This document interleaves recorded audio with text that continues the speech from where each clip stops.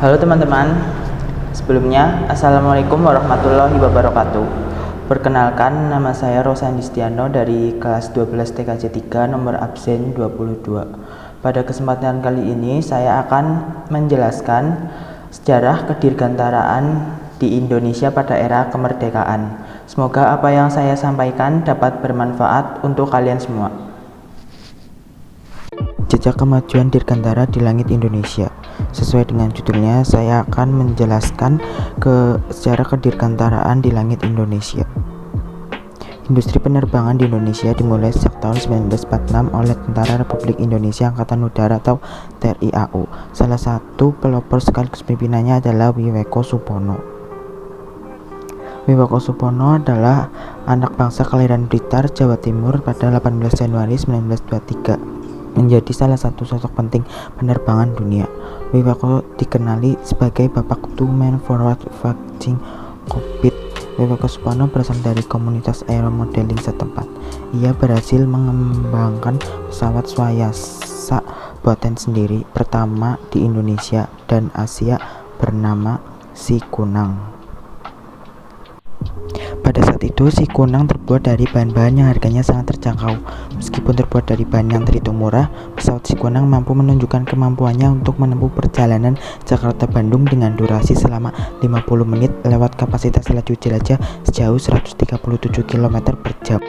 Saat itu dilakukan pengujian ketangguhan dari pesawat Sikunang dengan terbang menjelajah di atas langit Jawa yang melintasi Bandung, Tasikmalaya, Purwokerto, Yogyakarta, Solo, Surabaya, Semarang, Cirebon, hingga kembali mendarat di Bandung pada 12-18 Juni 1962. Pesawat yang memiliki panjang 7,2 meter, rentang sayap 8,20 meter, dan berat 160 kg saat bertumpang ini memiliki laju tanjak 300 kaki per menit.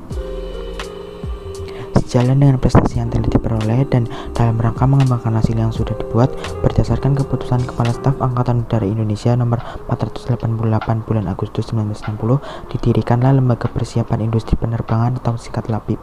Lembaga ini diresmikan pada tanggal 16 Desember 1961 dan bertugas untuk mempersiapkan pendirian industri penerbangan dengan kemampuan untuk mendukung kegiatan penerbangan nasional di Indonesia. Di era Orde Baru, industri penerbangan Indonesia mulai dipersiapkan menuju komersialisasi.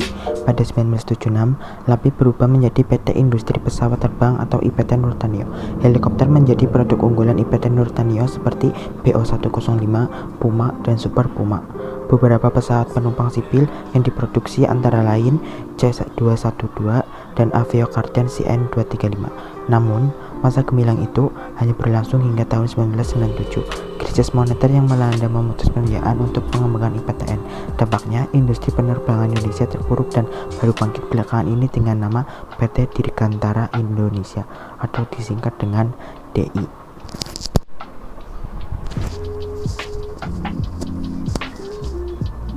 Kemudian PT Dirgantara saat ini masih berdiri kokoh, yang pastinya PT Dirgantara mencetak pesawat-pesawat yang luar biasa untuk Indonesia.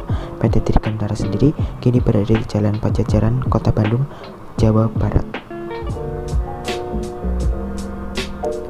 PT Dirgantara Indonesia tidak hanya memproduksi berbagai pesawat, tetapi juga helikopter, senjata, dan menyediakan pelatihan, jasa pemeliharaan atau maintenance service untuk mesin-mesin pesawat. PT Dirgantara Indonesia juga menjadi subkontraktor untuk industri-industri pesawat terbang besar di dunia seperti Boeing, General Dynamics, Fokker, dan lain sebagainya. PT Dirgantara memiliki divisi-divisi yang memiliki tugas untuk memproduksi sebuah karya yang berbeda. Langsung saja, yang pertama ada industri pesawat aircraft, memproduksi beragam pesawat untuk memenuhi berbagai misi sipil, militer, dan juga misi khusus. Aircraft Service, unit usaha Aircraft Service menyediakan servis pemeliharaan pesawat dan helikopter berbagai jenis. Yang ketiga, Aerostruktur, pembuatan komponen aerostruktur, pengembangan rekayasa perancangan, dan pembuatan alat-alat. Yang keempat, Engineering Service. Engineering Service siap memenuhi kebutuhan produk dan jasa bidang engineering non-aircraft. Yang kelima, Bisnis atau defense. Bisnis utama suatu usaha defense terdiri dari produk-produk militer, perawatan, perbaikan, pengujian, dan kalibrasi baik secara mekanik. PT Dirgantara memiliki divisi-divisi yang memiliki tugas untuk memproduksi sebuah karya yang berbeda. Langsung saja, yang pertama ada divisi Fixed Wing. Divisi ini merupakan salah satu divisi di PT Dirgantara Indonesia yang memproduksi pesawat terbang Fixed Wing atau sayap tetap. Berikut ini adalah produk PT dari divisi Fixed Wing.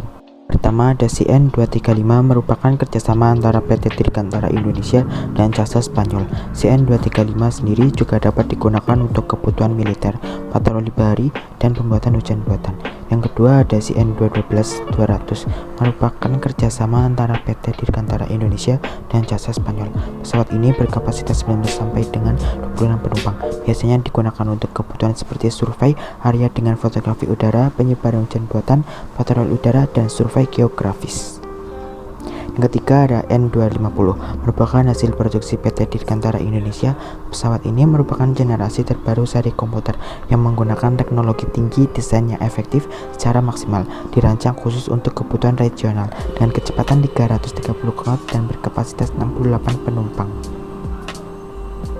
Yang kedua, divisi Rotary Wings. Divisi ini memproduksi pesawat sayap tindak tetap atau biasa dikenal dengan helikopter. Sampai saat ini, divisi Rotary Wing sudah memproduksi 3 tipe helikopter, diantaranya 1 NBO 105JP. Helikopter yang berkapasitas 5 tempat duduk ini menggunakan mesin Aliation 250 C20B, turbin gas, dan sebuah four composite rotor. NBO 105 merupakan helikopter pilihan untuk transportasi pribadi, operasi SAR, dan proyek pertambangan lepas pantai. Yang kedua, Bell 412HP. Helikopter ini berkapasitas 15 tempat duduk dengan mesin twin PT6T-3B Pratt dan Whitney dengan cruise speed sebesar 130 knot, jarak tempuh 800 km, konsumsi bahan bakar yang efisien, mampu terbang malam hari dan dalam kondisi segala cuaca. Yang terakhir ada Super Puma NAS 332. Helikopter ini menggunakan 2 mesin turbo Mega Makila IA turbin dengan kemampuan 1755 HP. Dan divisi yang terakhir ada divisi persenjataan. Divisi inilah yang memproduksi sebagian dari sistem persenjataan seperti roket, torpedo, misil, dan peralatan pendukung lainnya seperti sistem kontrol penembakan. Divisi ini sekarang sudah memproduksi produk unggulannya, di antaranya A. Finfolder Air Rocket atau FIAR-275, B. Surface Underwater Torpedo atau SUT. Divisi persenjataan PT Dirgantara Indonesia juga mencakup instalasi dari beberapa peralatan yang sudah mensupport untuk menyederhanakan sistem pertahanan dan keamanan yang ada. Kesimpulannya, semua hasil produk yang dihasilkan oleh PT Dirgantara hingga saat ini masih bisa digunakan atau bermanfaat pada era sekarang, seperti pesawat untuk kebutuhan militer, helikopter, dan persenjataan lainnya. Sekian yang dapat saya sampaikan. Semoga apa yang saya sampaikan bisa bermanfaat untuk kalian semua. Kurang lebihnya mohon maaf. Wabillahi taufiq wal hidayah. Wassalamualaikum warahmatullahi wabarakatuh.